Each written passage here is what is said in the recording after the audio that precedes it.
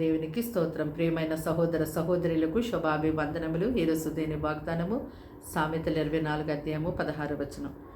నీతిమంతుడు 7 మారులు పడినని తిరిగి లేచును.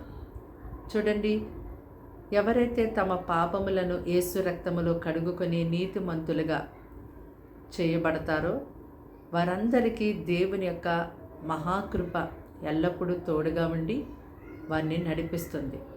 ఈ దినాన క్రీస్తును వెంబడిస్తున్నటువంటి వారిలో అనేక మంది వారికి ఎదురవుతున్నటువంటి శోధనలు సమస్యలను బట్టి ఎంతో సతమతమవుతూ ఉన్న సమయంలో ఎంతో చింతిస్తూ మరి ఈ సమస్యలేంటి, బాధలేంటి, ఈ ఇబ్బందులేంటి, ఒకదాని తర్వాత ఒకటి మమ్మల్ని ఎంతగాని శోధనలు దాడి చేసి మాకు ఏమాత్రం కూడా విడుదల లేకుండా, నెమ్మది సంతోషం లేకుండా అయిపోతుందని ఎంతో ఉక్కిరి బిక్కిరి అయిపోయి పరిస్థితిని ఎదుర్కొంటూ ఉన్నారు.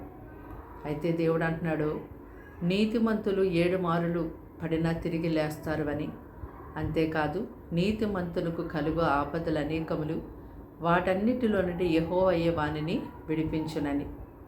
కనుక ఈ సమయమందు క్రీస్తును కలిగి ఆయన రక్తములో మన పాపములను కడుక్కొని నీతిమంతులుగా చేయబడినటువంటి వారందరూ కూడా నిరీక్షణ లేని ఇతరుల వల్లే ఉండడానికి వీల్లేదు.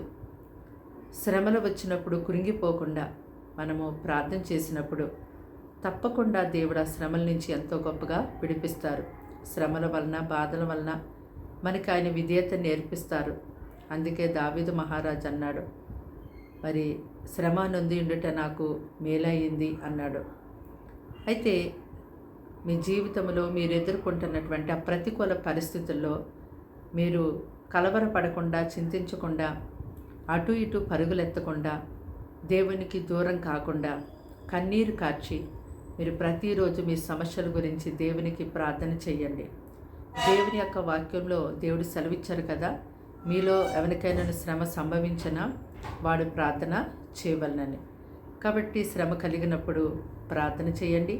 తప్పకుండా దేవుడు తన పరిశుద్ధ స్థలములో నుండి మీకు సహాయం చేస్తారు.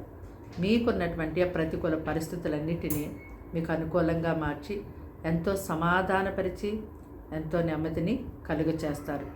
కనుక నీతిమంతులైనటువంటి వారికి ఆపదలు కలిగినప్పటికీ దేవుడు విడిపిస్తానని, వారికి సహాయకుడిగా నేను ఉంటానని వాగ్దానం చేస్తూ ఉన్నారు. కనుక ఎంత మాత్రం చింతించకుండా ప్రార్థన చేయండి. దేవుడు ఎంతో గొప్పగా మిమ్మల్ని లేవనెత్తి మరలా మీకు నెమ్మది, సమాధానం, సంతోషం మీ జీవితంలో అధికముగా ఆయన అనుగ్రహిస్తారు. మీ జీవితంలో మీరు ఎదుర్కొంటున్నటువంటి ఆ శోధన శ్రమల ద్వారా దేవుడు తర్వాత మీకు ఇచ్చే విజయము అనేక మందికి మీ యొక్క సాక్ష్యము దేవుని వైపు ఇతరులు నడిపించడానికి మార్గదర్శకంగా, అలాగే దేవునికి మహిమకరంగా మీ సాక్ష్యం ఉంటుంది. ప్రార్థన. దేవానికి వందనములు, స్తోత్రాలు, స్తుతులు చెల్లిస్తున్నాం తండ్రి. మాటలు వింటున్నాను బిడ్డల్ని రక్తముతో కడిగి ముట్టి పరిశుద్ధపరిచి పవిత్రపరచండి. వారికి, వారి ఇంటి వారికి రక్షణ ఇవ్వండి. వారి గృహాల్లో ఉన్న ప్రతి ఒక్క శోధన ఇప్పుడే తొలగించండి. అనారోగ్య సమస్యలు ముట్టి స్వస్థపరచండి. సాతాను సంబంధమైన క్రియలన్నిటిని అగ్నిలో కాల్చివేతండి. భార్యాభర్తల మధ్యలో, పిల్లల్లో, తల్లిదండ్రులు, తోబుట్టులో, కుటుంబాల్లో సమాధానం దాయిచేయండి, ప్రేమ దాయిచేయండి, ఐక్యత దాయిచేయండి. వారి ఉద్యోగాల్లో ఉంటున్న ఆటంకాలు, శోధనలు తీసివేతండి. అయ్యా, నీ బిడ్డలు ఎటువంటి సమస్యలు ఎదుర్కొంటున్నారు చూస్తున్న దేవుడు కనుక ప్రభా వారికి సహాయం చేసే సమస్యల నుంచి విడిపించమని వేడుకుంటూ ఉన్నాము తండ్రి. ప్రభా వారిని, వారి పిల్లల్ని పోషించండి. వారిని, వారి కుటుంబాలను ఆదరించి బలపరిచి ఎంతో ఆశీర్వదించమని అడుగుచున్నాము. ఉద్యోగం లేక, వివాహం జరగక, సంతానం లేక, కుటుంబాల్లో తండ్రి సమాధానం లేక అనేక రీతులుగా నీ ప్రజలు శోధించబడుతున్నారు. వాటన్నిటినీ చూస్తున్న దేవుడు తండ్రి, వాటన్నిటినీ ప్రభుల నుంచి నీ ప్రజలను విడిపించడానికే అయ్యా నీవు సిద్ధముగా ఉన్నావు. అలాగే తండ్రి, నువ్వు విడిపించడానికి సమర్థుడవై ఉన్నావు కనుక ప్రభు నీ ప్రజల మీద నీ కనికరమును చూపించి నీ కృపను అనుగ్రహించమని అడుగుచూ ఉన్నాం తండ్రి. వారికి సహాయం చేసి ఆదుకోండి.